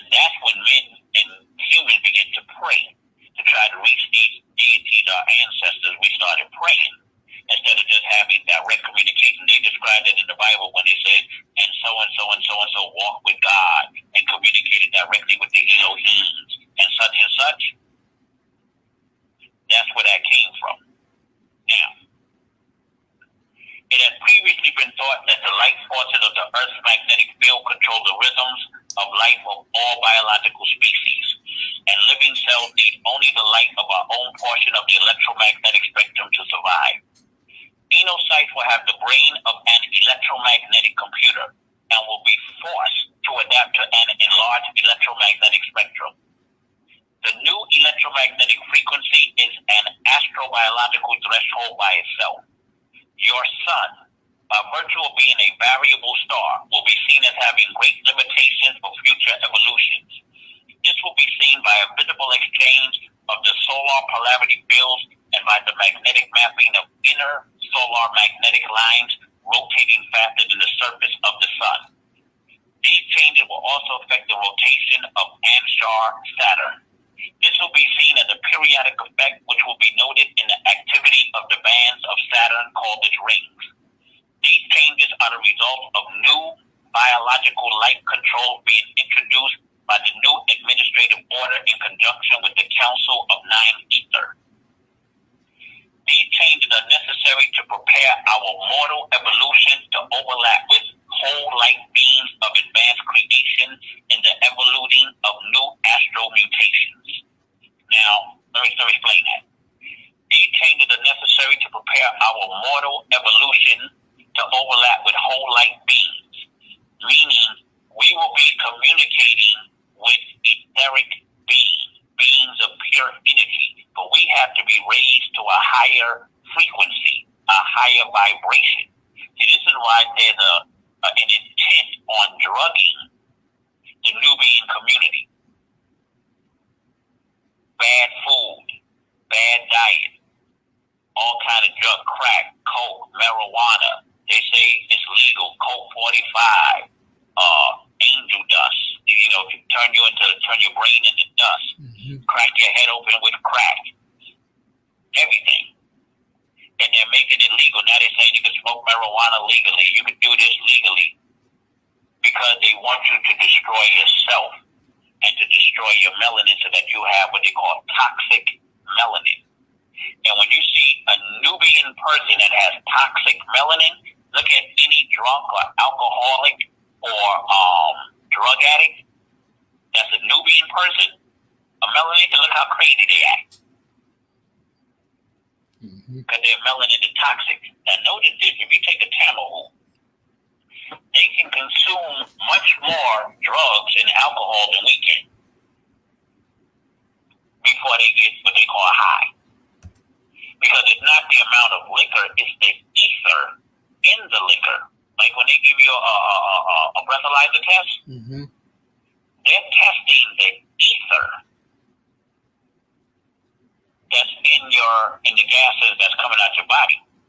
And we already have more ether because we're 9 ether beings. That's why they call liquor and stuff ethyl alcohol. Because it's the ether. We have more ether because we're 9 ether beings. They're 6 ether to 3 ether beings. So they can consume more alcohol than we can. Now, new astral mutations will take place when new magnetic lines bring about the balances in the energy coupling from a proton-electron-proton grid to an electron-proton-electron grid. Here, the bioenergy field of the body inherits a new electron and positron pair, and the blood circulatory system inherits new magnetic lines of force. The ionized field around the blood cell loses its proton-electron-proton relationship to a new electron-proton-electron field as the life form is moved into the next phase of the electromagnetic spectrum, meaning you will be transferring. I'm live. No, go ahead. You will be transferring in order to make this transfer to these higher evolutionary states and higher states of vibration, because everything is about vibration. Everything is vibrating. Every single thing you see is vibrating. Some are just vibrating so slow, it almost appears solid. For instance, if you had a powerful enough microscope, you can see right through the human body. Because the human body is being held together by a form of magnetism they call gravity. If you were to release all of the magnets in the world, you would transform back to an ethereum, a being of just pure energy. Now, your molecular density, in order for Enocyte to work with the next electron orbital level of the universal mind, notice it's at the universal mind, that's Coulomb. Picture this, everybody listening. If you looked outside your window right now, when you look out into space, I'm going to use this word for people, you would be looking into the mind of what you call God. When you look outside, you're looking up in the space and all of that. That is the mind of Coulomb. Now, your molecular density level will have to become less dense and grow more transparent. Enocyte must be completely remade anew by going through the energy grid that control its present biological arrangement so that he can be revitalized into new grids of attunement. Enocyte must go through the energy grid controlling cellular division on its biological level of organization. A planetary biomagnetic grid controlling the collective species evolutions. When enocytes go through these energy grids, they will activate the new magnetic field and displaces old planetary biorhythms, meaning the way our body functioned on this planet, we couldn't go to other planets and places and states of existence in this state. Well, you would have to change, your body would have to change in order to survive in those states of existence. When enocytes go through these energy grids, they will activate the new magnetic field and displace its old planetary biorhythms. Contrary to what present-day geneticists say, the ultraviolet radiation will be controlled and will not destroy the sensitive genetic coded melanoma. It has already been claimed that ultraviolet radiation, when applied to the DNA at specific intensities, causes thiamine to dimerize. When the embryonic growth is placed in an artificial environment which is subject to prolonged current magnetic injection, the former embryonic magnetic lines of force in the body can be changed. Through this process, the whole body can be biomagnetically recoded to adapt to a new biological environment without ever having to experience pain, according to the human physiological network. This process uses a fifth circulatory system, which opens the pain-coding mechanism and properly realigns the blood, lymphatic, and nervous circulatory system to function in different biological environments. This is done in the event that a transfer of the species to a new environment is necessary for the survival of the Nubians. This is why our electromagnetic stage of evolution will itself be changed to allow for new patterns of ongoing evolution. Merkaba mechanisms give the cue for the timing of biological changes by the Earth's magnetic cycles. These changes can take place in a matter of hours and remove whole species that have evolved in a geological time frame. In order for enocytes to work with the next electron orbital level of the universal mind, the all-Coulomb, your molecular density level will have to become less dense and grow more transparent in order to participate in multi-dimensional realities. Now, when they say multi-dimensional realities, we are in a three-dimensional world, 3D. The being that we descended from come from a nine-dimensional world. Don't forget, 9 is the highest of all numbers. There's no number actually higher than 9. Enocytes must be completely remade anew. Thus, you have Nubian, Nubian, or the new NEW being. Specifically, enocytes must go through the energy grid controlling cellular division on its biological level of organization. Before the larger electromagnetic change happens, Enocytes will also understand how new growth effects will be the result of electromedicine, which uses electromagnetism. Enocytes, by using the light surgery of electromagnetic penetration into the bone marrow, will be able to create new bone growth. Meaning, like if you had your legs chopped off or had to lose them for whatever, you would be able to, with this electromagnetic penetration into your bone marrow, actually grow new bones, new body parts. Mm-hmm. And you know we can do that because we do something called keloiding. Yeah. Like if you cut yourself or something, the way that scab comes up and covered over that part that was separated, you was bleeding. Yeah. That's called keloiding. Now, we can do that. Tammuz really can't do that. That's why when they came over and to what's called Africa now, and they would see the tribal chiefs and the different tribal members, what they're called shuluk or shuyuk, like these type of tribal scars. You know that you see a lot of Africans with the tribal scars on them? Yeah. When they would see how they would heal back together with like that scab and that raised thing, they said, whoa, these people don't bleed to death. Because their hemoglobin is messed up. So when they bleed, they don't have the clotting factor. They will bleed to death. Wow. Yeah. The hemophiliac, they get the slightest cut, they'll bleed to death. So they wanted our blood. That had a lot to do with the slavery thing. They wanted our blood. Yeah. They're vampires. This is why they made movies like Dracula and all of that. That was a way of portraying their need for blood. That's right. Now, your planet is no different than any other life form that must renew itself. It is like an energy molecule going through renewal and being restored to a new existence. This is called the entropy of Gaia. All of this must be understood that you made through the ancient mystic order of the sun and the green light. Learn to raise your density level and stimulate your melanin to awaken dormant energies of divine, making it impossible for you to be enslaved mentally. This will help you create what is called a psychic self-defense. Well, it's 10:25, so 2 hours about up. Well, I mean, let me see, 10:25. Man, let me see.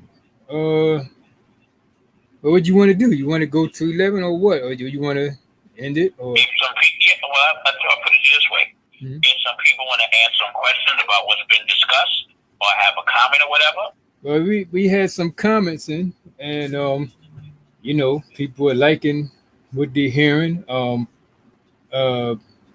not sure at which point, but you know, brother Nat Turner, that's the brother you was on the phone with a while back. He said something about it's Psalms law. Yeah, he said it's Psalm. You know, Psalms like in the Bible. He said, the book of Psalms. Yeah, it's the book of Psalms law. The book of Psalms actually means songs. When King David wrote the book of Psalms, that was actually a book of songs, like a singer writing songs. Because he was actually sitting up on a mountain playing a harp, where he said, "He restoreth my soul." Yeah. Because at one point, King David had lost his soul. See, people don't think you can lose your soul on the physical plane, but King David got caught up in his women, his wealth, his money. He was a killer and all kinds of stuff. And he actually realized, I've gotten so wrapped up in this lifestyle I'm living, I've lost contact with the Most High, with the spiritual realm, and I've actually lost my soul. That's why I said, what is a man profited if he should gain the whole world and lose his soul? Yeah. Because you need your soul. When you leave this physical plane, you can't travel to certain parts, because you got the material plane, the plane of force, the spiritual plane, the mental plane, the plane of divine truth, the plane of divine reality, union with the Most High, union with the all, union with all. And you need your soul to get you to the level of the mental vibration. If you don't have a soul, when the angel of death, Inti, Israel, Anubis, comes for you, you won't be able to exist in the next plane because you're leaving all the physical behind. This physical body is bacteria. It's not the real you. You want to see the real you? Go look in a mirror and just stare in the mirror. And eventually you start to feel the real you looking out at the fake you. This body is bacteria. It's actually keeping you trapped in the material world on the material plane. A lot of people don't want to face this reality, but you are in hell. You already died when you left the spiritual realm, the presence of the Most High, and what you call the angelic beings and all of that, and manifested on this physical plane. You suffered a form of death, but you rewoke in this world, but the gases in this atmosphere actually cause you to suffer from something called amnesia. They call it amnesia because am, the Hebrew word that means nation, and nesia means forgetful. So we became a nation of forgetful people, genocytes. But Psalms is not a scripture. It's a song. King David was singing. He was a singer. Your real scriptures are the Torah, Genesis, Exodus, Leviticus, Numbers, Deuteronomy, Revelation, the New Testament. That's only the Injil, the book of Revelation. And I think the scroll of Malachi goes in there, and it could be one or two others. I don't want to say 100%. But Psalms is just a book of songs. And that's what the word means. Look it up. Okay. And Dr. York would say, don't believe me. Check it out. Yes. Let's see, we got you got to shout out my brother Pimpanzi saying Hotep, Kemetic brother. We got K Witt. She's one of the warriors on the trying to wake up the people on the on Facebook. Says Joe Biden don't have to promise anything because removing Trump is all people want. And he's correct. That's the same point I was making. They got people so wrapped up, and we got to get rid of Trump, that in previous elections, the people, whether they did it, whether they stuck to their promise or not, would demand, you want my vote, you want my support, you want my money? Well, then you got to promise to do certain things, whether they made the promise in public or private. So the politician, which is one of the 5 P's of control: politics, philosophy, psychology, polytheism, and the penal system. Those are the 5 P's of control, like the 5 points on the star, on the flag. Yes. Because when you take the star, the 5-pointed star, and turn it inside out or invert it, it's a satanic symbol. That's why it's called the pentagon and the pentagram. That's a goddess, by the way. Oh, that's my bad. Peace goddess. And and they got it to where none of the candidates are promising anything. The only thing Joe Biden is promising is to replace Trump. Trump ain't promising crap, but I'm going to make things better and make this a better America. And he was the one who messed America up. Trump had the worst presidency record for unemployment and all of that than any president since back in the 30s, when they went through the Great Depression.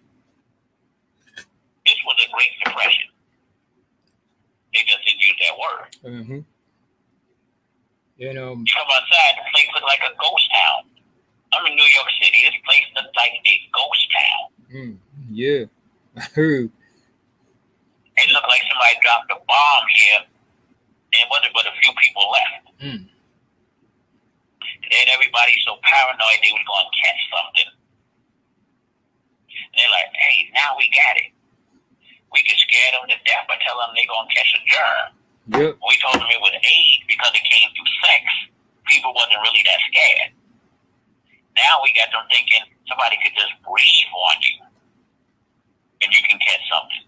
You can have it, don't show no symptoms. Not saying you can't have certain germs and diseases and don't show symptoms. Mm-hmm. But they got people so paranoid, which is just what they want. When you go to, I think it's in the book of Ephesians, where it talk about, and we're dealing with wickedness in high places. They're talking about governors and presidents and the Illuminati and Bilderbergers and Rothschilds and the Queen of England and the seven heads and the 10 horn of the beast. I mean, it's just so much stuff. Yeah. That's going on that it's almost scary when you know.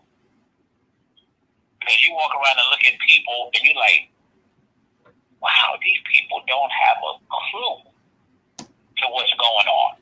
Yeah. And what makes it dangerous is when you know, let's say you got a podium set up outside, right? Yeah. And you got the loudest speakers in the world, so everybody in the world can hear you. And you're on there and you're telling everything that's going on with the Area 51, the secret government, this, that, the other. You're telling all of that, right? Right. And they're watching you. They be whoever they be. Are watching you. What they're looking for, they know what you're saying is true. They're not really worried about that. You know what they're worried about? Huh? How many people listening to you? Yeah. How many heads you can turn?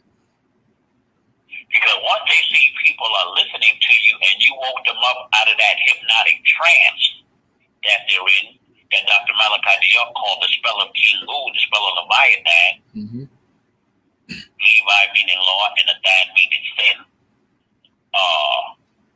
then you become dangerous. Right. I remember somebody asked Dr. Diop a question in a class, and they said to him, when did they start to fear Yeshua?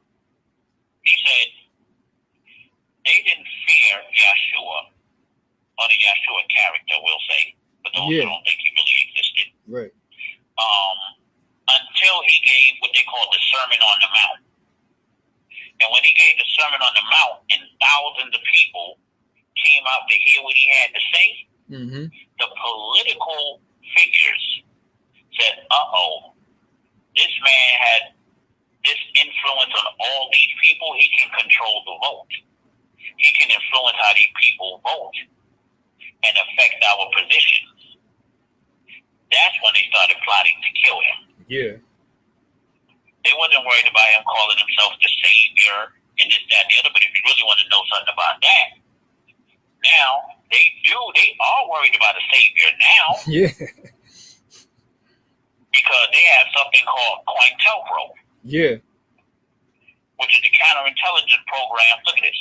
COINTELPRO is an acronym for the counterintelligence program. It is a series of covert projects conducted by the Federal Bureau of Investigations. It was aimed at investigating and disrupting dissident political organizations within the United States. A dissident is a person that actively challenges an established doctrine, policy, or institution.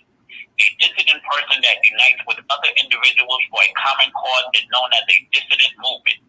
The covert actions of the Bureau's programs were aimed at five perceived threats to domestic tranquility: the Communist Party, USA Program 1956 to 1971, the Socialist Workers Party Program 1961 to 1969, the White Hate Group Program 1964 to 1971, the Black Nationalist Hate Group Program 1967-1971, and the New Left Program 1968 to 1971. COINTELPRO was originally named Project R in the King Alfred Plan. Let me tell you something about the King Alfred Plan. A lot of people never heard of that. The brother, Dr. Ray Higgins, does an excellent video on that. You can see it on YouTube. The King Alfred Plan is a plan that they have that is the President of the United States, whoever that president may be, called a national emergency. They can round up every Black and Latino in the United States of America in an 8-hour period. and put you in internment camps and concentration camps. This is called the King Alfred Plan. Mm. Check out the video by the good brother Ray Higgins. Yeah. He actually had the documents on the video showing, because he got it under the Freedom of Information Act, showing how they plan on rounding up all these blacks and Latinos all across the United States in 8 hours and disarming you. Hmm. Now, let me go here for a second. Look. Excuse me for a second. The directive governing COINTELPRO was issued by FBI Director J. Edgar Hoover, who ordered FBI agents to expose, disrupt, misdirect, discredit, and otherwise neutralize the activities of these movements and their leaders. One, these are the directives of the COINTELPRO program. One, prevent the coalition of militant black nationalist groups. Two, prevent the rise of a messiah who can unify and electrify the militant black nationalist movement. Yeah. Three, prevent militant black nationalist groups and leaders from gaining respectability by discrediting them to the public and to the community. Four, a final goal should be to prevent the long-range growth of militant black nationalist organizations, and especially, check that word out, especially amongst the youth. Agents are placed within a group where they cause disunity.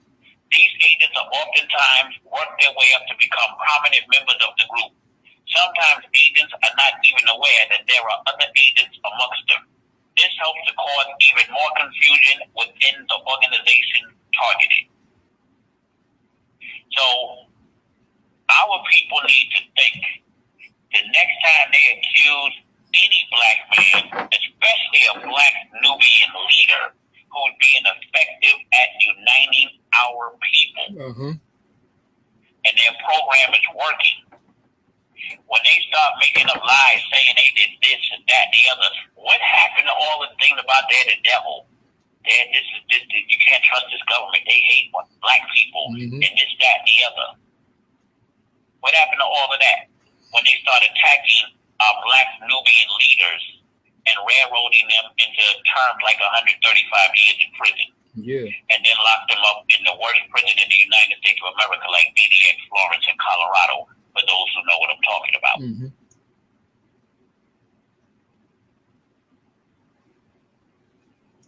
Are we still there? Yeah.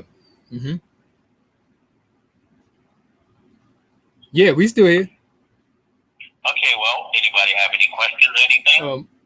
Well, it's just one last thing, brother. Marcus Johnson, you might have seen him on Facebook. He said, right knowledge, sound right reasoning, best kept secret, best kept sacred. Well, we're in the information age now. So I'll put it to you this way. We all have to do what we feel is the best thing to do to help our people. I'll say this much. Malachi was not shy at all in bringing out information to our people, and it cost him his freedom and his life. Malcolm wasn't shy about bringing out information to our people, and it cost him his freedom and his life. Dr. King wasn't shy about bringing out information to help our people. Marcus Garvey wasn't shy about bringing out information to help our people. The Black Panthers wasn't shy about bringing and doing what they felt we had to do to help our people. So you can't be shy. You can't be scared. You just got to hope, as Dr. York said in the books, coming forth to you for the rebirth of the elite fever.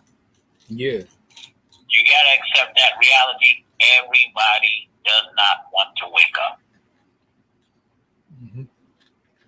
Right. That's why it was always about an elite few. If it were possible, they would fool even the very elite. Yeah. Notice it said, if it were possible. Meaning it's not possible. It's not possible when you have the right knowledge, the truth, and the facts, and the right information, and no fear. Then it's not possible. Yeah. With that, I like to finish with this here for this particular episode, if I may. Right. 8 things we must have in order for us to be successful as a people, and we must pass this on our children. Truth. Firstly, we must know the truth of ourselves, our history, our language, our culture, and our relation to the Supreme. We must become truthful when dealing with each other. Justice.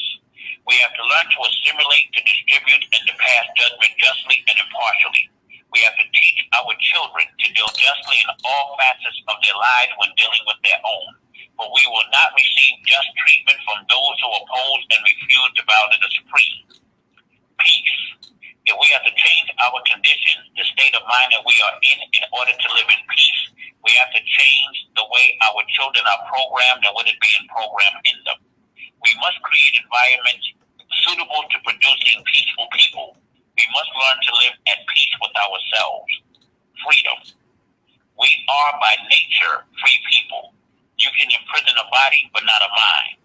As free minds, we must begin to think as free people, and our minds will take our bodies into freedom. We must rear our children in their minds that they are not slaves seeking the freedom that is naturally born in their natures. A prisoner is only in prison in as far as he accepts this punishment.